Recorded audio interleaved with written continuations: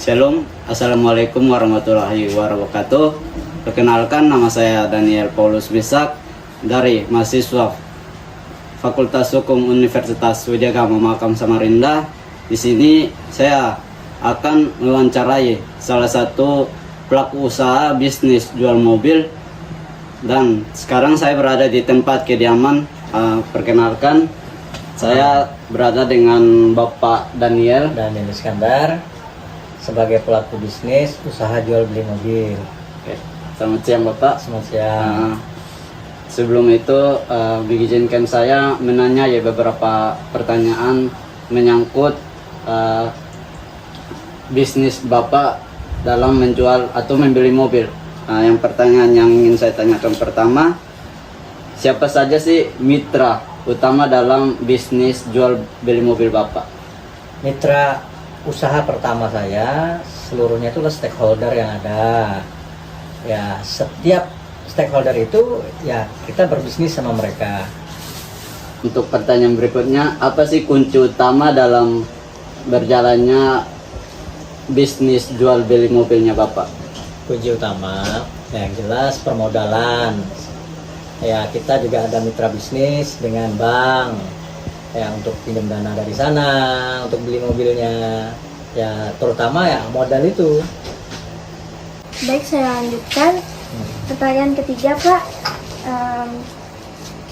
Produk apakah yang Bapak tawarkan kepada pelanggan? Ya, mobil, semuanya, motor. Paling tidak ya sebagai peluang usaha saya. Ya, pertanyaan selanjutnya, jenis hubungan apa yang Bapak terapkan terhadap pelanggan agar pelanggan tersebut dapat tetap dan percaya kepada Bapak? Ya, faktor utama itu paling tidak saling percaya. Kemudian performa yang saya tawarkan seperti mobil itu harus kondisi yang bagus, siap pakai paling tidak kan.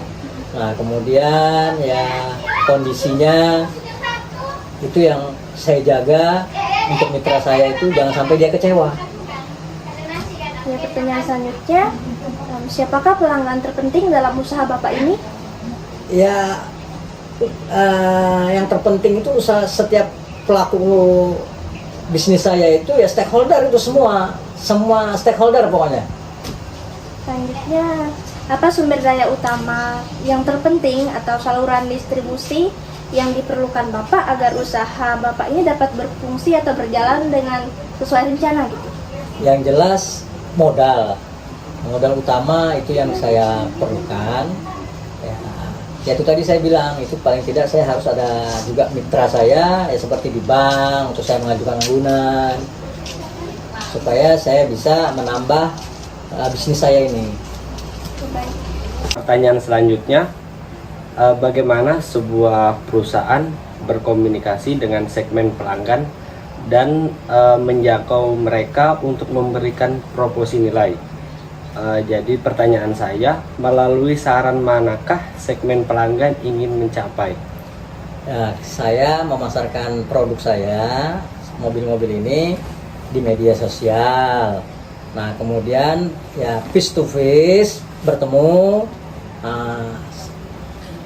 dan semua itu ya saya yakinkan ke mereka supaya mereka bisa membeli produk saya. Jadi melalui media sosial itu seperti Facebook ya di media sosial lah. Oke. Yang selanjutnya, struktur biaya. Jadi untuk biaya yang dikeluarkan untuk mengoperasikan bisnis Om itu seperti apa? Ya, semua itu biaya tergantung dana yang ada. Nah, kalau umpamanya dana banyak, mungkin saya ambil mobil banyak ya. Kalau umpamanya dananya tidak seberapa, ya paling tidak 1-2. Nah, begitu aja. Berarti tergantung dengan dana yang kita miliki. Ya, dana yang kita miliki lah. Untuk nilai, apakah pelanggan benar-benar bersedia membeli? Ya, nilainya saya saling kepercayaan pertama, kemudian ya itu tadi saya lihatkan produk saya ini itu paling tidak kita harus jujur bahwa mobil ini kan kondisinya kan second. itu kita harus jujur apa-apa saja kondisi yang mamanya rusak atau yang perlu diperbaiki. Nah, itu yang kita sampaikan ke mereka. Ya, faktor utama tadi itu ya saling kejujuran, itu saja. Kuncinya ialah saling Kuncinya kejujuran, Pak. Oke, sekian, terima kasih. Jadi saya akan melanjutkan beberapa pertanyaan Pak, ini mengenai tentang apa sih yang menjadi kekuatan dari bisnis Bapak, lalu kelemahan, ancaman, dan peluang. Dan mungkin yang pertama saya tanyakan kepada Bapak adalah apa yang menjadi kekuatan dari bisnis jual beli mobil Bapak? Ya, kekuatan itu pertama adalah modal usaha, tanda dana. Kemudian kepercayaan dan kejujuran. Itu yang terpenting, modal usaha pertama saya untuk menggait pelanggan. Karena tanpa itu, kalau pelanggan sampai kecewa, ya otomatis ya pasti menyebar, dan kita pelaku usaha ini nggak bisa kita tidak jujur. Nah, mereka akan nanti meninggalkan kita. Itu yang paling modal utama saya menjalankan bisnis ini. Oke, berarti kembali ke modal dan kepercayaan. Kepercayaan dan kejujuran.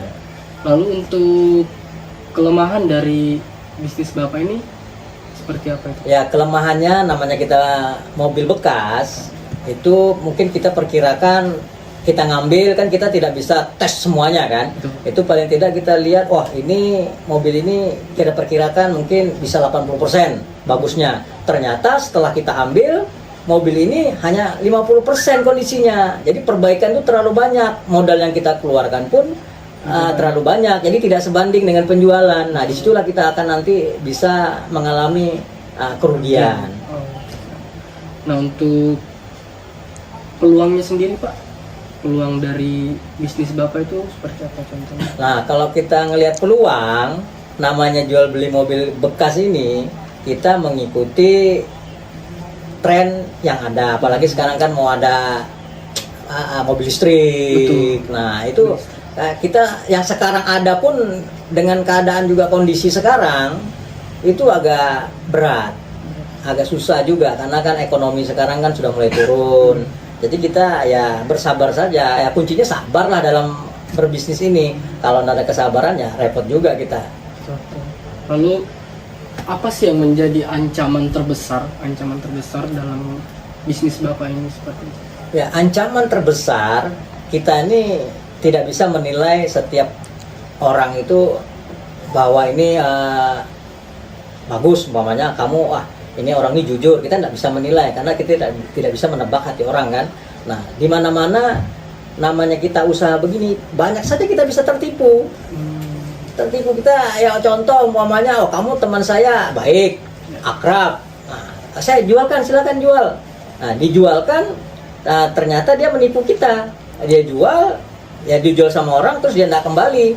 Nah, kita mungkin saking percaya kita kasih BPKB-nya, itu juga kesalahan utama. Kadang-kadang kan saking percayanya kita BPKB kita kasihkan, oke lah kamu jual, nanti saya terima bersih. Nah, ternyata dia culas. Nah, dia jual ke orang lain, dia pakai uangnya, dia kabur. Sampai sini saya pernah terjadi itu. Nah, sampai ini pun ada 2 mobil saya yang kena begitu karena saking percayanya dengan teman. Nah, itu yang bisa kita menjadi kebangkrutan. Jadi sekarang ini kita harus ya paling tidak safety, jaga-jaga ya kan. Ya, kita tidak juga saling harus, ya kita bisa percaya tapi tidak sepenuhnya harus percaya. Nah, kita harus menjaga juga. Karena berdasarkan pengalaman-pengalaman ya begitu tadi. Jadi mobil-mobil saya itu banyak yang dibawa kabur. Nah, dikasih saya sertifikat, ya percuma. Sertifikat kita melapor, saksi tidak ada, repot urusannya. Itu harus ada saksi juga, nggak bisa juga. Makanya sertifikat saya di rumah tuh banyak. Sertifikat yang dibawa mereka itu jaminan-jaminan. Nah, itulah sebagai kita pelaku bisnis, ya kita juga harus berhati-hati. Disitulah bisa kita jadi kebangkrutan.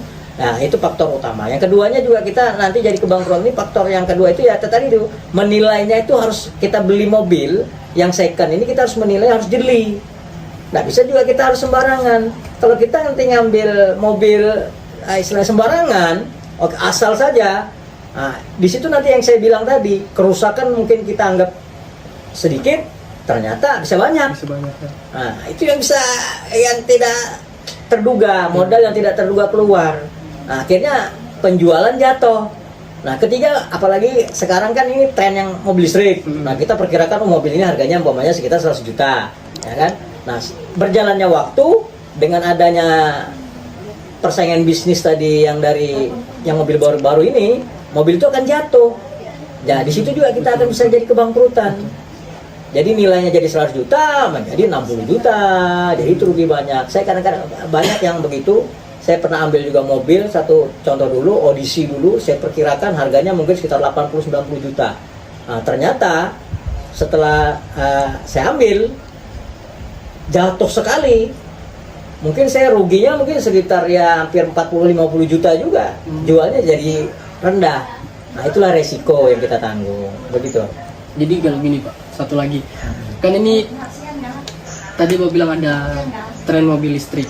Kalau tren mobil listrik otomatis mungkin saja pemasukan ataupun bisnis Bapak ini bisa menurun. Nah, yang saya ingin tanyakan lagi, satu lagi, bagaimana nantinya strategi Bapak agar bisnis Bapak ini tetap berjalan stabil dan tidak mengalami penurunan yang signifikan ketika nanti memang betul-betul mobil listrik sudah diterjunkan ke masyarakat seperti itu.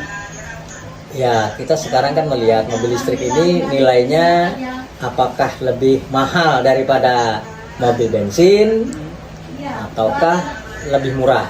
Nah, kita nanti akan memperkirakannya di sana. Jadi nanti sewaktu kita mengambil mobil, itu kita perkirakan juga, oh ini nilainya ini sekian, umpamanya kan. Nah ini kalau kita ngambil sekian, mungkin ini bisa masuk, kita bisa jual lagi. Tapi ya kalau nggak bisa, ya mau nggak mau, kita harus berpikir ulang.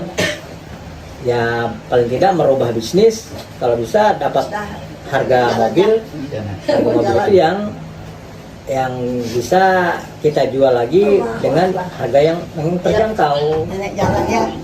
Iya nih. Oh, jadi seperti itu Pak ya.